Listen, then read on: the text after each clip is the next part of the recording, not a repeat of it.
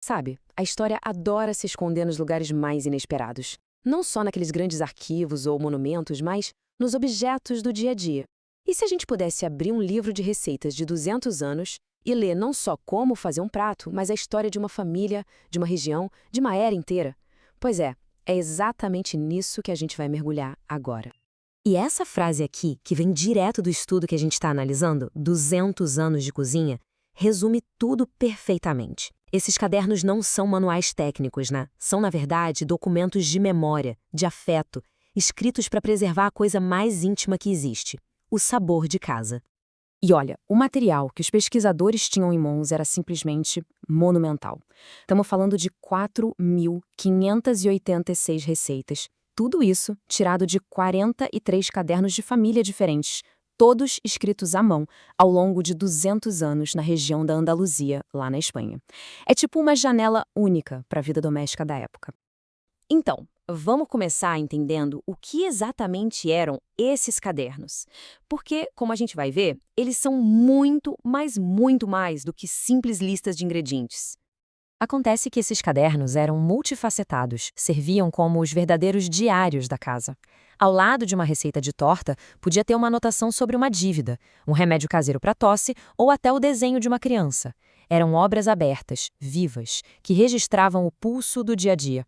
Tá, mas como é que se transforma esses cadernos, que muitas vezes não têm data e têm várias caligrafias diferentes, em dados históricos? É aqui que a investigação vira quase um trabalho de detetive, saca? A equipe de pesquisa foi super metódica. Analisaram o tipo de caneta, o papel, os utensílios que apareciam. Mas a grande chave para datar as receitas foi rastrear o que eles chamaram de modificadores culinários. E o que diabos é um modificador culinário? Pensa nele como um fóssil, uma pista. É um ingrediente ou uma marca que só passou a existir ou a ser comum a partir de uma certa data. A presença dele numa receita basicamente grita que ela não pode ter sido escrita antes daquele momento. Olha só como isso funciona na prática. Achou a palavra maionese numa receita? Opa, então ela é de 1897 para cá. Apareceu leite condensado? Já sabemos que é no mínimo do início do século XX. Cada ingrediente novo que entrava na cozinha, como o fermento royal nos anos 20, deixava uma pista valiosa para os historiadores. E o nível de detalhe disso é absurdo. Pensa só, foram identificadas 102 caligrafias diferentes.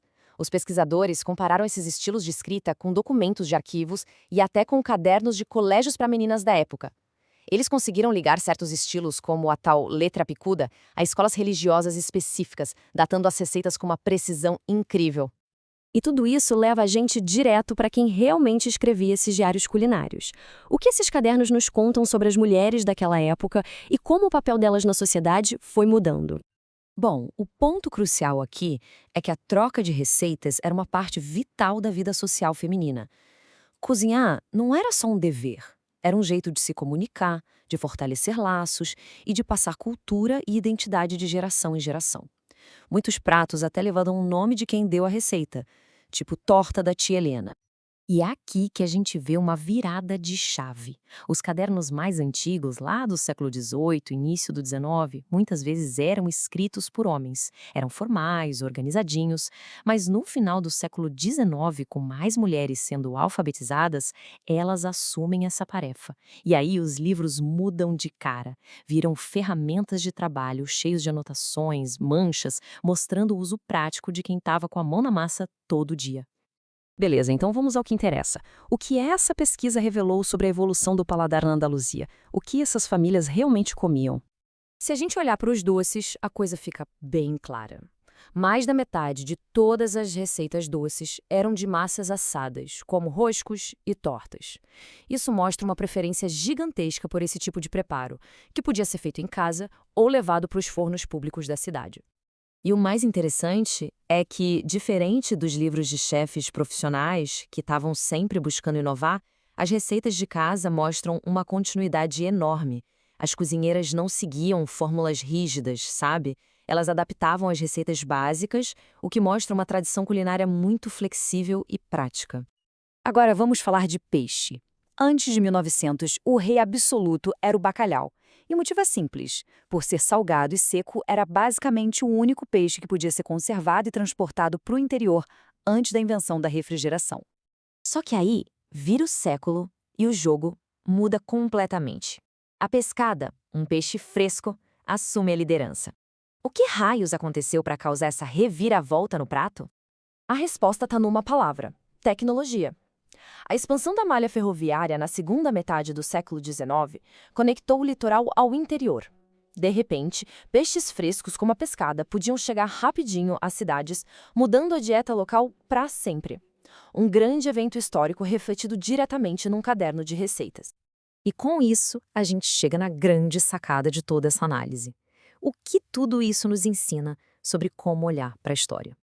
No fim das contas, fica óbvio que a cozinha de casa é um espelho da grande história com H maiúsculo. Nesses cadernos dá para ler sobre a chegada da ferrovia, o aumento da alfabetização feminina e sobre as redes de comércio. Eles provam que a história não acontece só nos campos de batalha ou nos palácios, mas também, e talvez principalmente, na cozinha e ao redor da mesa. E aí fica a provocação, né? Aquele caderno de receitas de família, às vezes esquecido numa gaveta, talvez não guarde só o segredo de um bolo delicioso. Pode ter ali pistas sobre a nossa própria história. Quem sabe não vale a pena dar uma olhada.